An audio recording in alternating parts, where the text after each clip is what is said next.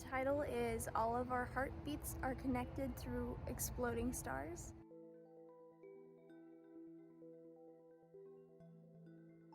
Initial rating, 1 out of 5, I give it a 4. It is fantastic. I did not read the description. I did not kind of prepare myself for what it was going to be about.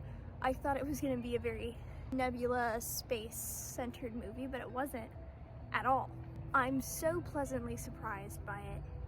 It's something that I would have never gone out and looked to research or really learn more about.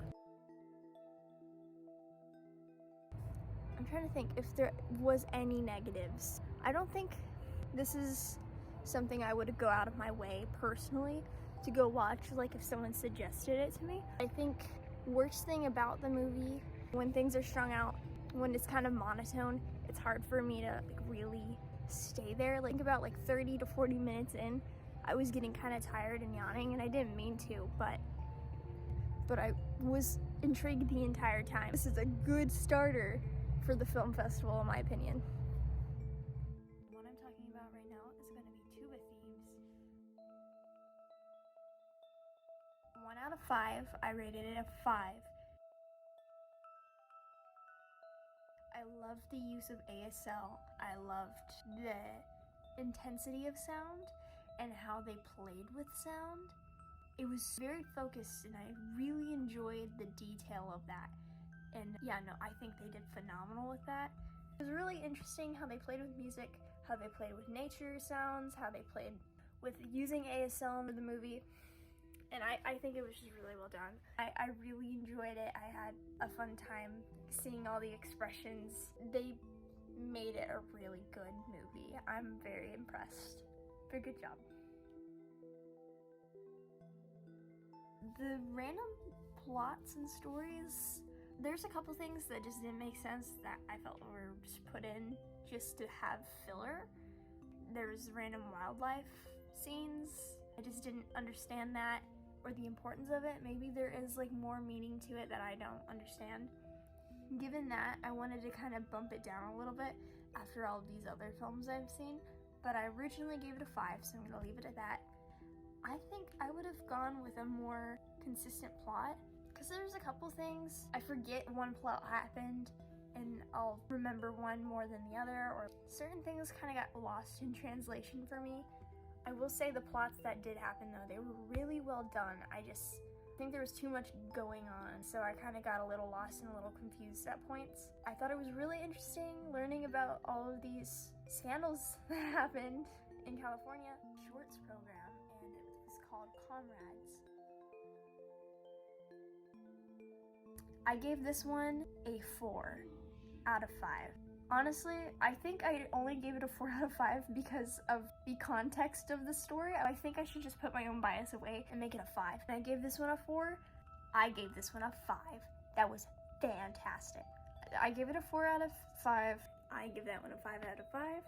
If I could give it a higher rating, I would. I was expecting this to be fairly campy, so I kind of went in with very low standards and low expectations, and they skyrocketed after I watched them. So the very first one I watched was called Really Good Friends. It did a good job at catching me off guard, keeping me locked in, and it was just interesting. It's about this old lady who has known this guy for 8 years. They hook up, and he has a whole family and a wife. She's like, we're just friends. Insane. The next one is The Right to Joy. Really well done. I just wasn't that drawn in. I think for many other people it definitely would be really good. It is very accepting, it's very open-minded. I really appreciated it. I'm just not really into sports in general. It just wasn't my thing. I wasn't very captured in it. It was a very moving story. I did cry a little. They did a good job. My next one is Black Girls Play. So this one was the story of hand games and how they've been used in Black people's culture. Coming from Africa, the white people took away their instruments, and so they created their own instruments, number one being their body. The adults would make music and the kids would make games. Specifically, girls would make hand games, like patty cake, things like that. Classics. They started those, and a lot of it was then furthered into hip-hop music, and it's just like really interesting to see all of this history became modern music. It's really cool, and I thought this was such an interesting insight into it. They did it in such a way that kept you intrigued the entire time. It was so well done. It was beautiful. I love the inclusivity. I love the people they got on board and all these stories they got to share. Fantastic, amazing. I couldn't have done it any better. Right, going to Camp Courage. This one, I didn't care that much about. It did make me cry, but I kind of was just annoyed with the girl they were documenting on, which I feel bad about. Then the last one is Nai and Wai Po. I think I said that right? Or just Grandma. This one was probably my favorite film I've seen so far. Two grandmas that live together. I believe their kids got married, and so they're in-laws, and they became best friends. Eventually, they just ended up moving in with each other after their husbands died, and their kids grew up, and they're like, might as well live together. So one's 83, the other's 94. They're so cute. They have so much fun. They watch shows together. They dress up. They do their makeup together. There's like one where they were doing arm wrestling and talking about farting in their sleep. Like, it was such a fun insight into this friendship. I think they did this really well. I love the color scheme. It felt so warm and happy. And then when they needed to be serious, they made it feel serious. I love that they were able to contrast this film so well. I enjoyed the mood changes. The music, so good. I loved this film. It was probably my favorite one I've seen so far. I really couldn't give any negative feedback to it or like say anything was wrong with it or that they should do it differently, because I think they executed it very well. I think what I would do differently is it was made to be a moving, emotional story, and I personally just am more drawn to surprise, and this wasn't that for me. There's not really anything I could do differently because it got its point across the way it needed to, so they did a good job. Really, it was kind of just like a documentary of filming a girl and kind of like her struggles and such, which insane story. She was a part of the Ukraine and Russian war going on, and her mom died. Thankfully, she survived, but she lost her leg. She now lives with her grandma in Slovakia, I believe. I could be wrong. She was just kind of bratty, which, understandable. I'm not really into camp things. I feel like that kind of was a down for me. And there wasn't a lot of explanation on what the camp was until like way later. It felt like it dragged on a little bit. We kind of saw like the worst moments of this girl rather than learning more things about her to lead to why she might be this way. There's just a couple things I was just like, she's young. The documentary is fine overall. It just wasn't my favorite at all. Justilla. I gave this one a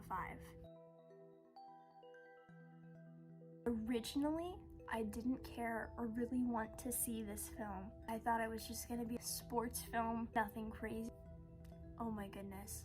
I am so glad I went and watched this one. It was about a girl who started boxing when her dad was just trying to lose weight. He would take his kids to the gym with him, and for fun, they just kind of started messing around. And then she fell in love with boxing. She got really good at it. She got really competitive, and she had such an amazing, astounding personality. She was truly inspiring. Throughout her years, we start at 11 or 12, and we got up to 15 years old. This film took 8 years to make.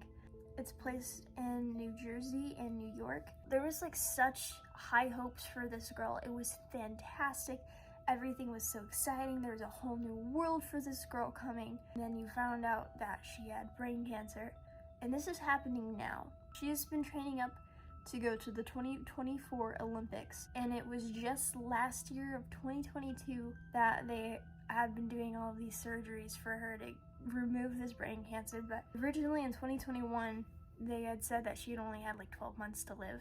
She's lived up into this point now in 2023, but she's really sick. I feel so involved with this one. I cried my eyes out. They did beautiful typography. There's beautiful music. It felt so motivating. This girl is an inspiration. I was heartbroken to hear everything, and I think this was just such a beautiful documentary, and best wishes to her. It's called Songs of Earth. I'm gonna give this one a 4. I originally gave it a 5. It's definitely not the best one I've seen. It's absolutely beautiful, but I was like falling asleep. It's like a relaxing documentary. This is a tribute to this filmmaker's parents. They live in Norway. They're this adorable old couple. We learn kind of about this family's history. We get to see their beautiful home, and it was gorgeous. Initially, this film is our first love, which is nature, and it's trying to remind us nature is our first love. Please don't forget that. It's this beautiful showcase of Norway's beauty and the nature around, the animals, the scenes, the weather, the seasons, tied with the family's history. I think it was really moving, and I think it's such a beautiful piece to have for your parents, to be able to show from then on to other people who might wonder about your parents, or so on and so forth. I loved it. Maybe I'm gonna move it back to a 5. That was such a good film. It was so pretty.